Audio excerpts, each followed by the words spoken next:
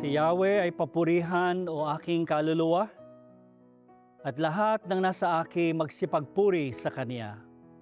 Purihin mo sa tuwina ang banal na ngalan niya. Si Yahweh ay papurihan o aking kaluluwa, at huwag mong kaliligtaan mabubuti niyang gawa. Tayo po'y manalangin.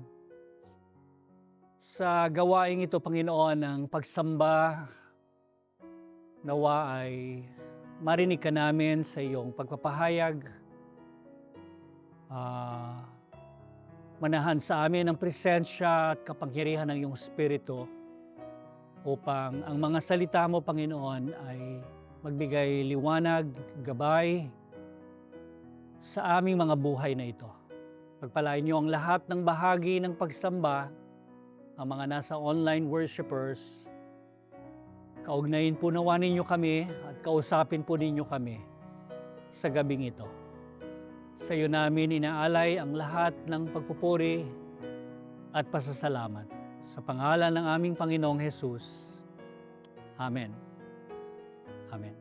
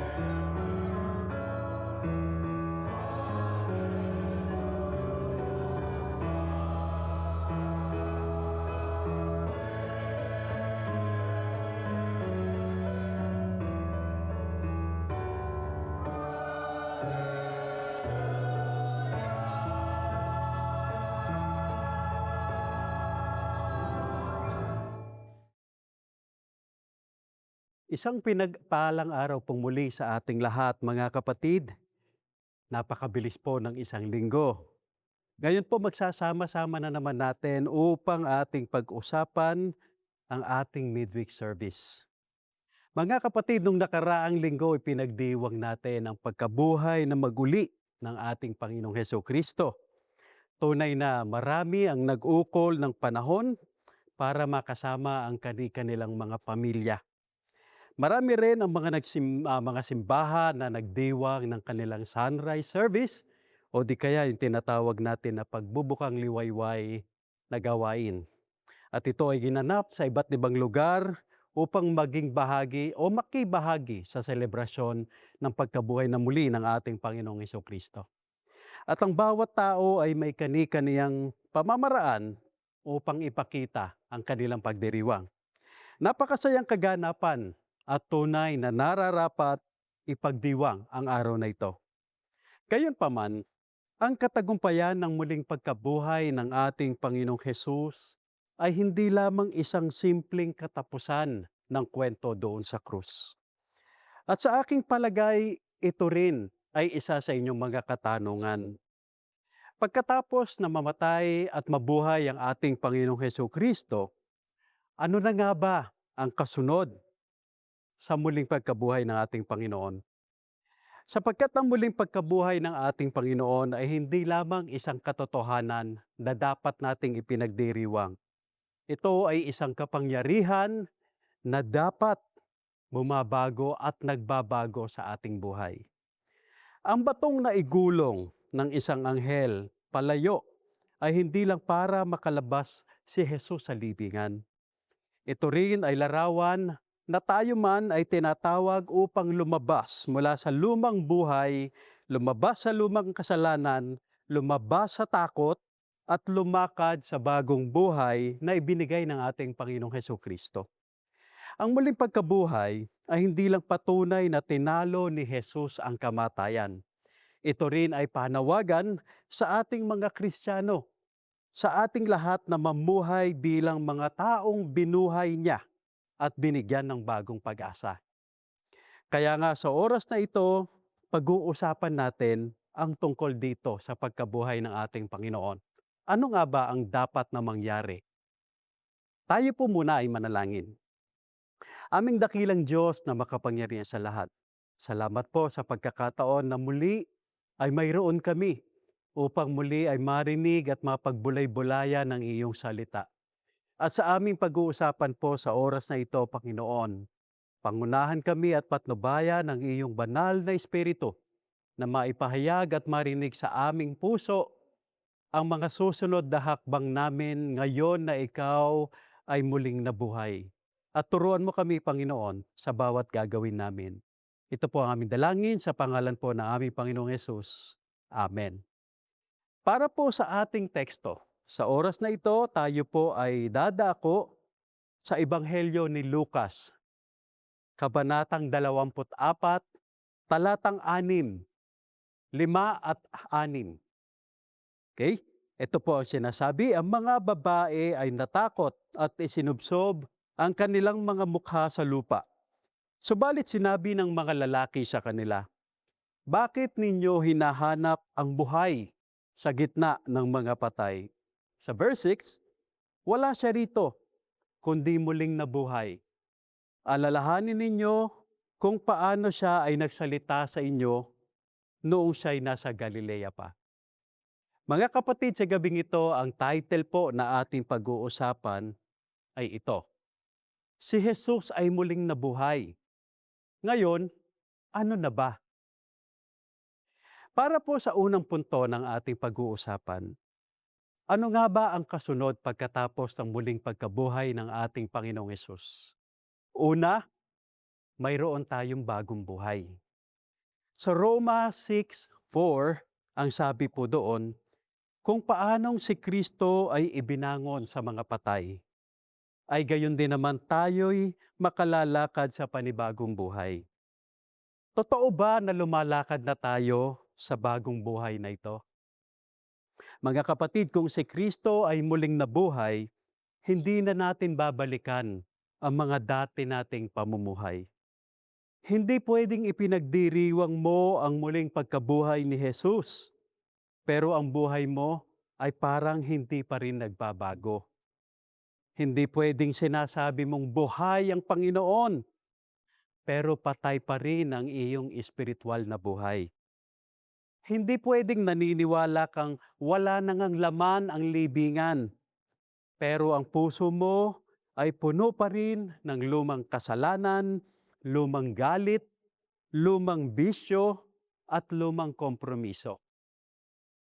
Ang ibig sabihin ng muling pagkabuhay ng ating Panginoon sa buhay ng mananampalataya ay ito: may bagong direksyon ng ating buhay, may bago tayong pag-iisip, may bagong pagnanasa, may bagong pakikipaglaban sa kasalanan, at may bagong paglakad kasama ang Diyos. At kung binuhay ka na ni Kristo sa Espiritu, huwag ka nang mamumuhay na parang patay pa rin. Kung binago ka na ng Panginoon, huwag ka nang bumalik sa mga bagay na ipinako na niya doon sa krus. Tandaan po natin, hindi mo maaaring ipagdiwang ang walang lamang libingan habang suot mo pa rin ang libingang damit ng dati mong buhay. Ang pangalawang punto, mayroong tayong bagong misyon. Sa John 20:21, ang sabi, kung paanong ang pagkasugo sa akin ng Ama ay gayon din, isinusugo ko naman kayo. Mga kapatid, matapos mabuhay na maguli ang ating Panginoong Hesus, hindi lang siya nagpakita para aliwin ang kanyang mga alagad. Nagpakita rin siya para sila ay isugo. Na gustong sabihin sa atin ng Panginoon, it's your turn. Ikaw naman, it's your time to shine upang ibahagi mo ang mga natutunan mo.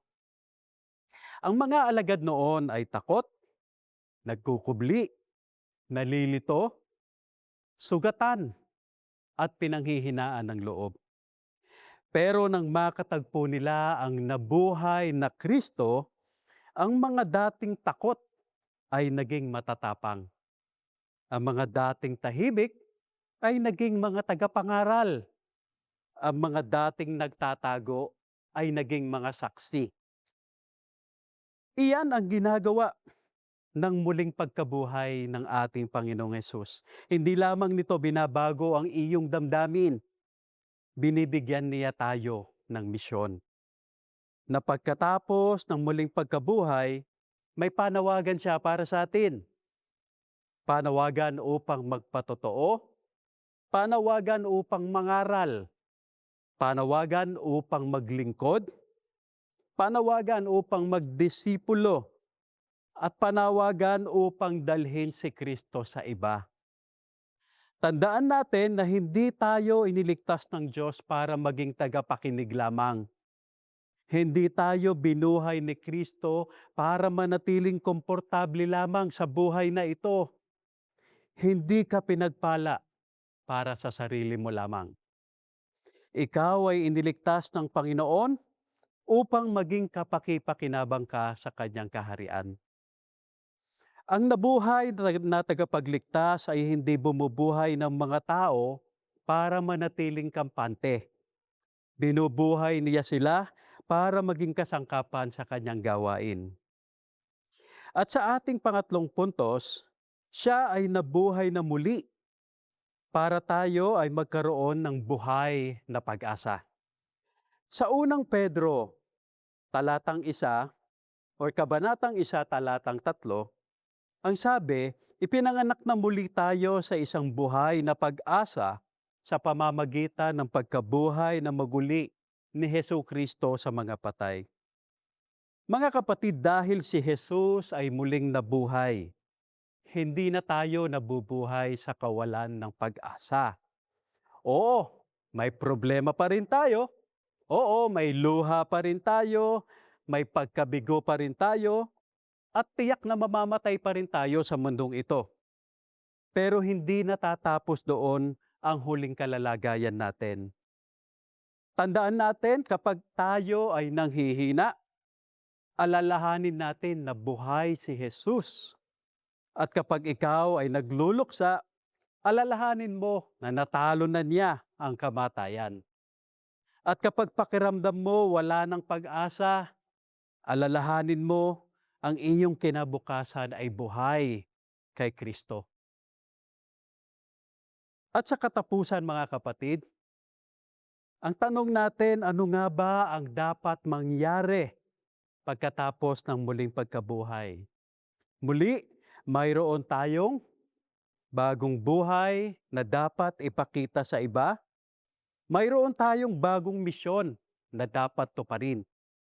Mayroon tayong buhay na puno ng pag-asa na dapat nating panghawakan. Muling nabuhay ang ating Panginoong Hesus. Hindi para manatili tayong katulad ng dati. Siya ay muling nabuhay upang ang pusong patay ay muling mabuhay.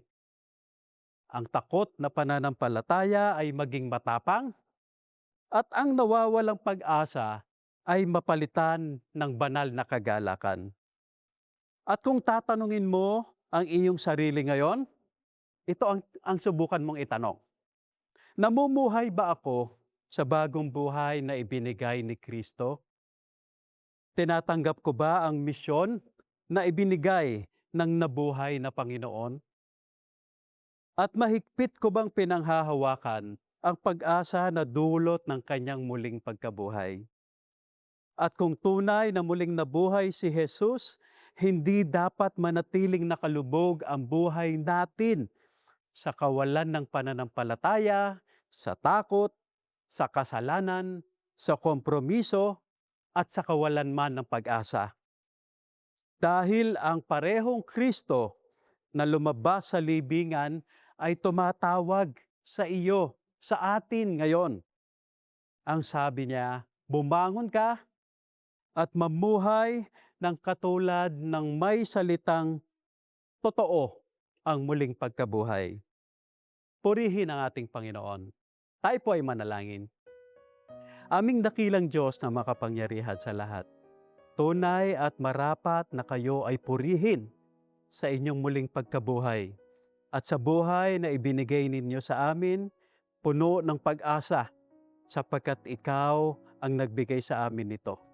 Salamat po Panginoon sa lahat ng kaalaman na mayroon kami, sa katiyakan at sa garantiya na kayo ay muli naming makakasama.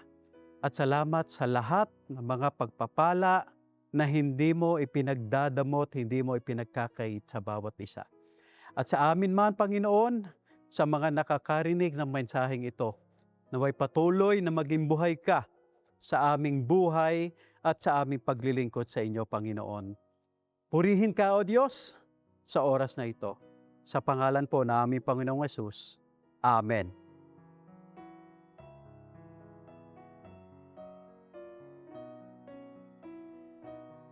Tayo po ay manalangin. Nagpapasalamat kami, O Diyos, sa pagpapahayag ng iyong salita, sa mga mensahe ng awit at ng mensahe ng buhay. Ikaw nawa, Panginoon, ang madama naming laging tagapanguna sa aming mga buhay. Ihatid mo kami sa lahat ng katotohanan at kapangyarihan ng iyong presensya sa aming mga buhay. Patuloy naming pinagpapasalamat ang mga kaarawan sa buhay ng aming mga kapatid, sina Yvonne de la Cruz, Michelle Sebastian, Nathan Delim, Jezreel Irailio at Roda Hilaw. Salamat po sa mga kaarawan nila at sa pagdiriwang ng anibersaryo ng kasal nila Pastor Arnulfo at Lydia Sembrano. Patuloy na magtumibay sila sa buhay na ito na magkasama pagkatapos ng kanilang mahabang panahon ng paglilingkod. Ikaw nawa, Panginoon, ang laging mag-ingat at mangalaga sa kanila, sa kanilang pananatili dito sa retirement home at bahagi ng Taytay United Methodist Church. Sa inyong kapangyarihan at kahabagan, O Diyos, kami sama-samang dumudulog at humihingi ng inyong awa, biyaya, Panginoon, sa pagpapagaling sa karamdaman nila Eliana Silvestre, Alvin Panganiban, Fiscal Glo de Guzman, sina Mother Linda at Ernie Leongson, ganon din sila Pastor Harvey Lucena at Mrs. Lucena. Patuloy na kagalingan din ni Nori Villanueva matapos na dumaan siya sa isang major operation. Salamat po at hindi po kayo nagkulang sa kanila sa mga panahon na humihingi sila ng inyong biyaya ng kalakasan, ng kagalingan sa kanilang karamdaman. Salamat po. Nawa ang kapanatagan ng kanilang puso ay maranasan nila sa mga panahong ito.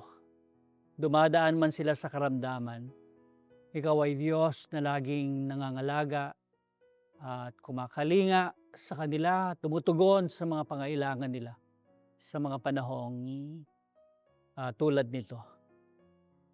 Dalangin namin, O Diyos, ang mga gawain ng Iglesia sa linggong ito.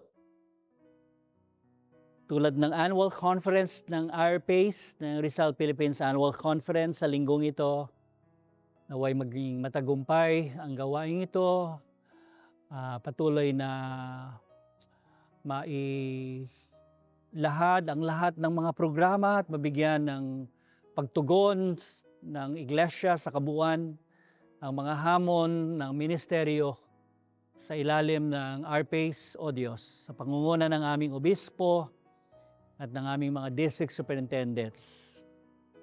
Dalangin namin ang gagawing BCS training sa linggong ito, O Diyos. Magsasanay ng mga teachers at mag-workshop para sa paghahanda ng Vacation Church School sa susunod na linggo, Panginoon, from April 20 to 24 ang BCS proper at gagawin ang graduations April 25, Sabado. Kayo po ang magpadala ng mga batang uhaw na matuto sa iyong mga salita. Ganon din ang mga teachers na excited, motivated na magturo sa mga bata saan man sila nagmula. Ano man ang kanilang mga religious background, O Diyos. Patuloy na gamitin mo ang mga teachers na maging inspirasyon, encouragement sa mga estudyante sa panahon ng VCS. Dalangin po namin ang mga gawain ito, maging ang couples fellowship sa darating na Sabado sa mga pagtitipon ng mga may asawa. Maging kasangkapan ito para sa pagpapatibay ng samahan, ng pagtitiwala, ng pag-uunawa sa isa't isa ng mga mag-asawang dumadaan sa anumang mga hamon o maging mga crisis ng buhay may asawa. Salamat at ikaw ang buklod ng mga pinag-isa po ninyo sa inyong biyaya. Panginoon, salamat po at patuloy niyong tinutugunan ang pinagdadaanan din ng bansa, ng buong mundo, sa suliranin, sa krisis ng kaguluhan, ng digmaan sa gitnang silangan. Naway magkaroon nawa ng negotiation, ng peace negotiation, ang mga leaders na involved.